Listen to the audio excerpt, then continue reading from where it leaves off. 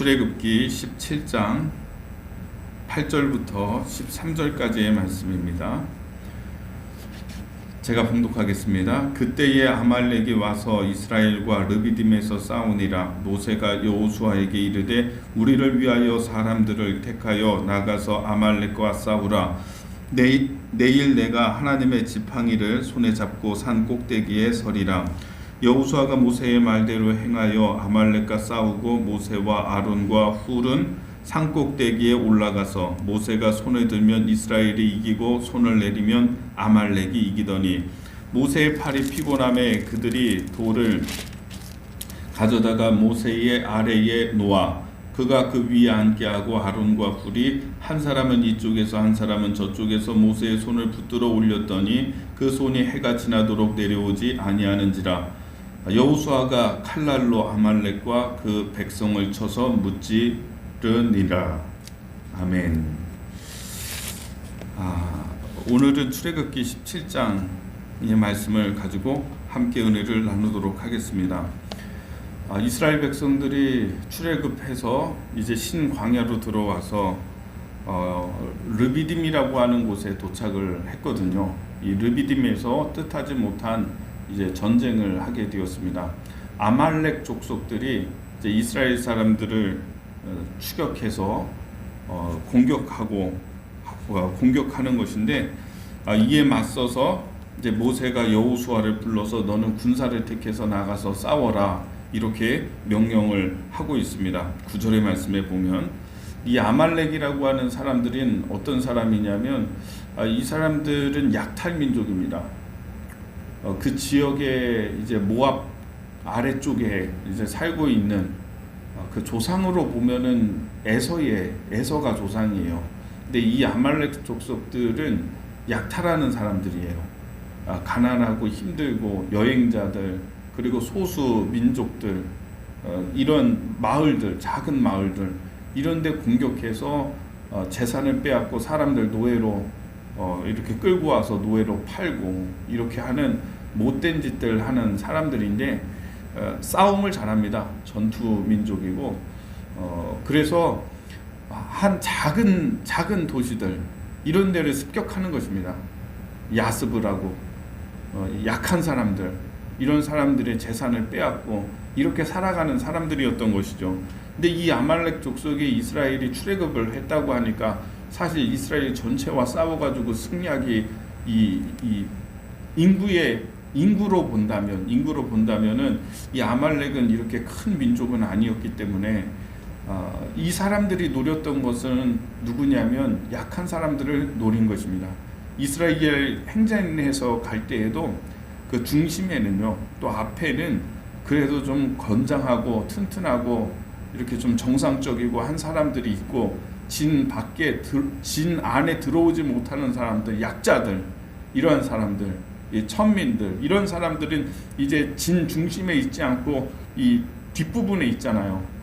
그게 이런 사람들을 쳐서 그들의 재산 빼앗고 이렇게 하는 이 못된 짓 하는 사람들인 것이죠. 그러니까 하나님께서 이 전쟁을 지금 하게 하시는 것인데, 이렇게 쳐들어왔을 때 이게 이스라엘은 그래 우리 가운데에서 200만 명 정도 많은 수요 가운데 있는데 그 중에 좀 약자들 힘없는 사람 진 안에 중심으로 들어오지 못하고 저 변두리에서 행진하는 저런 사람들 이런 사람들 몇 명 끌려가고 그들 재산 빼앗기고 저 사람들 좀 죽고 뭐 어느 정도 희생을 치러야지 우리가 출애굽을 했는데 이 정도 희생이야 뭐 치를 수 있지 라고 생각할 수도 있지 않겠습니까? 그러나 이제 모세와 아론은 하나님은 무엇이냐? 싸워라. 약한 사람들 보호해야 되는 것이고 너희 중에서 중요하지 않다라고 생각하는 그런 사람들, 돈 없는 사람들, 세금 많이 못 내는 사람들, 이런 사람들, 그래서 그들이 중심에 들어올 수 없는 이런 사람들, 그 사람들 몇 명 끌려가고 재산 뺏기고 하는 일, 이런 일 가운데에서 그거 어쩔 수 없지 하고 눈 감고 희생을 강요하고 희생을 감수하고 하려고 하지 말고 너희들이 목숨을 걸고 그들과 싸워서 그 못된 놈들 다 쫓아내고 지킬 사람들 백성들 다 지켜라. 이것이 하나님의 뜻이었던 것입니다. 참 멋있지 않습니까? 그래서 하나님은 우리 사회에 약한 사람들까지 다 하나님의 백성이고 그 사람들 공격하는 것은 나를 공격하는 것이다. 이런 의지로 지금 하는 거예요. 참 멋있는 모습이에요 지금. 그래서 모세가 이제 여호수아에게 너 군대를 뽑아라. 지금까지 사실은 군대가 없었어요. 출애굽하고서 군인이 없었어요. 지금 정신없이 쳐들어 오니까 아말렉이 공격해 오니까 여호수아에게 너 사람들 뽑으라 이렇게 말씀하고 있지 않습니까? 그래서 군대를 부랴부랴 조직해서 이제 아말렉과 싸우는데 전술을 알겠습니까? 전투의 요령을 알겠습니까? 용기가 있겠습니까? 이 이스라엘 사람들이 군대가 없었는데 싸움 좀 한다는 사람들 나와, 좀 민첩한 사람들 뽑아, 그래가지고 뽑아가지고 오합지졸이 지금 모여 있는 거예요. 갑자기 전쟁을 해야 되는 거예요. 상대는 누구냐? 전투민족이에요. 전투와 약탈 이런 게 익숙한 사람들이에요. 그래서 이제 둘이 갑자기 전쟁을 해야 되는데 모세는 어떻게 합니까? 여호수아에게 너는 싸워라. 나는 산에 올라가서 그 산에서 너희를 위해서 기도하겠다. 이렇게 얘기를 한 것입니다. 자, 그래서 보면은요, 10절에 여호수아가 모세의 말대로 행하여 아말렉과 싸우고 모세와 아론과 훌은 산 꼭대기에 올라가서 모세가 손을 들면 이스라엘이 이기고 손을 내리면 아말렉이 이기더니, 우리가 너무나 잘 알고 있는 성경의 말씀이죠. 오늘 이것이 모세가 손을 들고 기도하는데 이 손이 올라가면 이스라엘이 이기고, 이 피곤하니까 손이 내려오면 그러면은 아말렉이 이제 이기는 거죠. 이스라엘이 지는 거죠. 이 진다라고 하는 얘기는 뭐예요? 죽는 거죠. 사람들이 막 죽어나가는 거죠. 그래서 이 산이요, 르비딤에 있는 이 산이라고 하는 것이요, 산이 아니에요. 사실은 이게 언덕이에요. 언덕. 성서학자들이 얘기하는 게 이게 막 높은 산이 아니라 좀 높은 언덕 같은 곳이에요. 이제 모세는 거기에서 올라가 있는 것이고 밑에는 전쟁이 벌어졌어요. 그러면 그 위에 언덕 같은 그 산에서요, 다 보면은 보이죠. 싸우는 게 보이죠. 내가 아는 사람들이 죽는 거죠. 내 손이 내려가면은 내가 아는 사람들이, 조카가, 사촌이, 이웃 사람이 죽는 게 보여요. 이게 손이 내려갈 수가 있겠습니까? 모세가 올라가는 것이죠. 기도의 손이 올릴 수밖에 없는 것입니다. 그러나 인간의 한계가 있으니까 내려오죠. 자꾸. 얼마나 안타깝습니까? 내가 모르는 사람이 아니라 아는 사람들이 죽고 있는데 이거 왜 내 손을 좀 어떻게든 해야 되겠는데, 그랬더니 아론과 훌이 와서 한 사람은 이쪽, 한 사람은 이쪽을 그래서 떠받들어 주니까요, 돌을 가져다가 그 위에 앉히고, 그리고 손이 내려오지 않도록 그렇게 했다는 것입니다. 여러분, 이게 합심기도이고요, 이게 동역이요, 이게 기도의 동역이에요. 이게 기도의 능력이에요. 우리의 삶의 싸움은요, 전쟁은요, 이거는 사람에게 속해 있는 것이 아니라 하나님께 속해 있다는 것을 보여주는 전쟁이었어요. 이것이 이스라엘의 최초의 전투거든요. 이스라엘 민족이 생기고 제일 먼저 한 최초의 전쟁인데, 최초의 전쟁은 뭐냐? 전쟁은 하나님께 속한 것이다 라고 하는 것을 보여주는 전쟁이었다는 거예요. 말이 됩니까? 모세의 손이 올라갔다고 해서 싸우는 사람들이 이기고, 손이 내려갔다라고 해가지고 지구, 그죠?